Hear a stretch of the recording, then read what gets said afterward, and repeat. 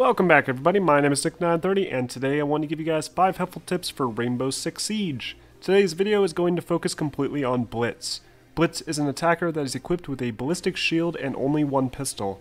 His shield holds 5 flashbang charges that can be used to blind enemies, making him a great close range attacker. But because of his exposed arms, slow movement speed, and weak pistol, you need to be extremely careful when using him. So number 1, move quickly and carefully.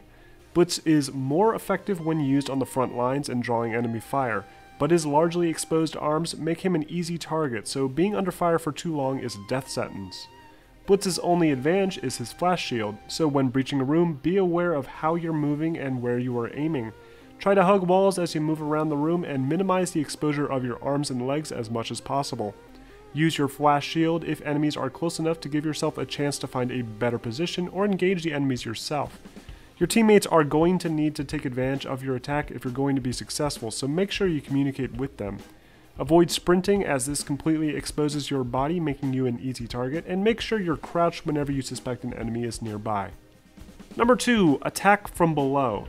Now this surprised me, but after doing several tests I found that Blitz has a much easier time when traveling upstairs as opposed to traveling downstairs. When crouched, the shield conceals Blitz's feet completely, and if you're aiming your shield at the enemy or slightly above the enemy, your head should be completely protected and difficult to shoot. When traveling downstairs, however, enemies below can shoot your feet with ease, so I'd recommend approaching objectives either from the floor below or the same floor as the objective to minimize the enemy's chance of shooting your legs on stairs. Number 3, know when to aim. Aiming with a shield operator is incredibly dangerous, and should only be done when you know you can get the kill without being shot. When you aim your pistol, the shield will turn 45 degrees, leaving your head, upper body, and legs exposed. Enemies using full auto SMGs can easily get a headshot on you, so you have no chance in a one-on-one firefight. Play it safe and only fire from the hip if you have to. Remember that you can't reload when you have your shield out, so make sure that you keep an eye on your ammo count.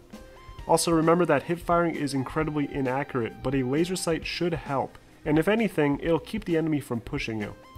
I like to aim only when I know I've blinded my enemy, which brings me to my next point. Number 4, using the flash shield. Blitz's flash shield can be used 5 times by pressing the gadget button, in this case middle mouse. There's a small cooldown in between uses, so you can't spam this, but it's frequent enough to be used at least 3 times during a one-on-one firefight. If you see an enemy, aim your shield at them and detonate the flashbang. You'll know it worked if the enemy reaches for their eyes. The longer they're holding their eyes, the more effective the flashbang was.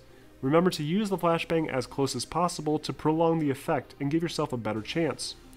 Also, make sure the actual bottom half of the shield is visible to the enemy. If this portion of the shield is covered, then the enemy won't be affected by the flash. And finally, take note of enemy devices. Be aware of what defensive devices the enemies have deployed when you move in to attack. Be aware that mute jammers can disable your flash device. Once you destroy the jammer, you can detonate your flashbang again. If you spot an enemy through a mirror window, or you know that there's an enemy on the other side of one, you can use Blitz to take advantage and flashbang straight through the window, even if you can't see through it yourself. Defenders will be blind, making it easier to attack nearby doorways. And as always, I hope this video was helpful, and I plan on making more videos like this one. Be sure to leave a comment below on what you'd like to see, and be sure to like and subscribe if you want to see more Rainbow Six tips and tricks.